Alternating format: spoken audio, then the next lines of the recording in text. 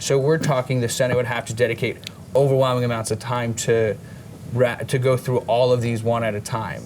That being said, we're seeing it start to come to a head because at the end of the summer, we're going to see a number of very senior DoD leaders leave their position with the Senate needing to replace them.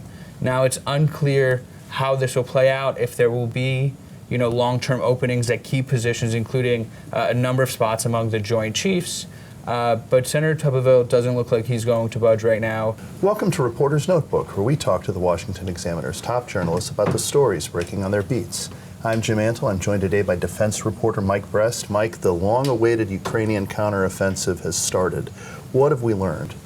Throughout the first week or so of the counteroffensive, Ukraine has had some success. They've been able to liberate a handful of villages. That being said, as was pretty much expected, it's been difficult for them. They've really struggled. They've had, incurred a handful of casualties. They've also lost some U.S. systems, which the U.S. has since or are now replacing in subsequent aid packages.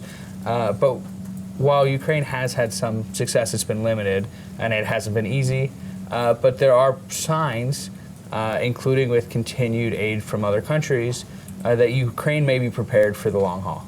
So you mentioned aid from other countries, and the United States, Western allies have met, the Ukraine Defense Contact Group. They have talked about different things that could be done in the short, medium, and long term to aid Ukraine.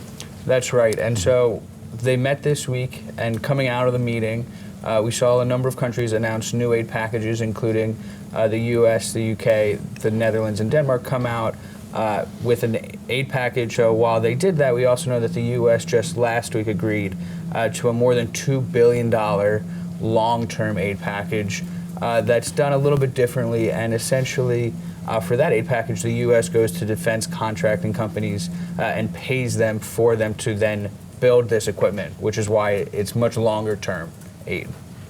So there's this sort of tension when the United States and its allies provide aid to Ukraine, is that some things are provided with an eye towards what's going on in Ukraine right at this moment.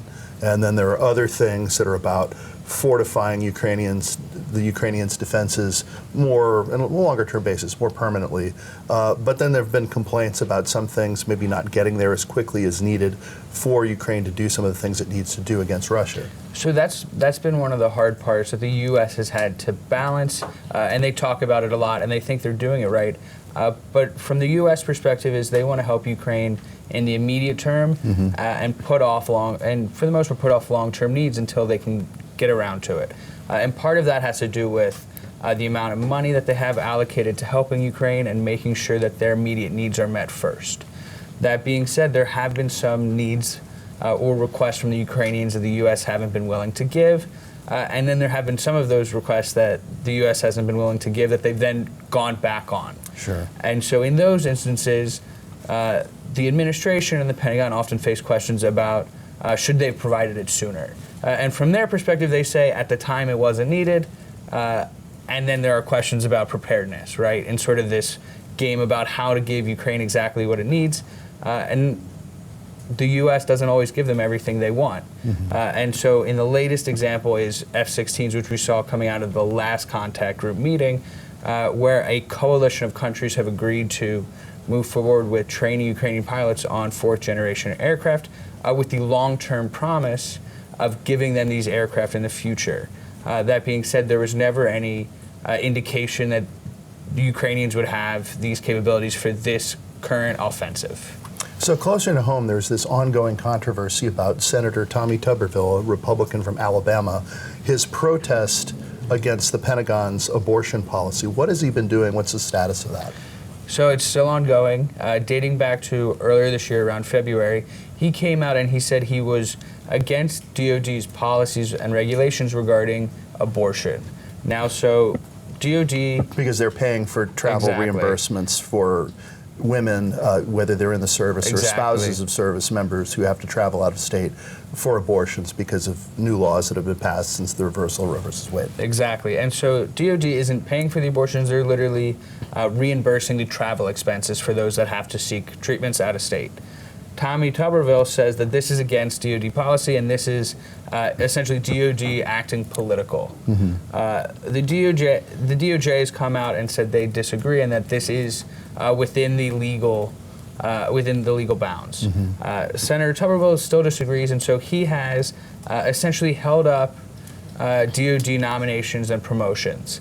Now, each senator has the ability to do this, and it makes the process of confirming one of these nominees or pushing through one of these promotions much longer. It doesn't make it impossible, but it makes it a much more time-consuming process, especially considering he's holding up about 250 nominations.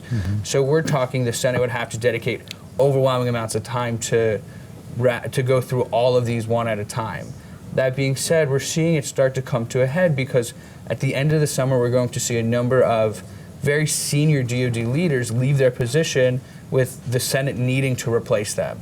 Now, it's unclear how this will play out, if there will be long-term openings at key positions, including a number of spots among the Joint Chiefs. But Senator Tuberville doesn't look like he's going to budge right now, and neither does DoD. And there's going to be a new chairman of the Joint Chiefs. There should be. Thank you, Mike. You can read Mike and the rest of our national security team's coverage at washingtonexaminer.com.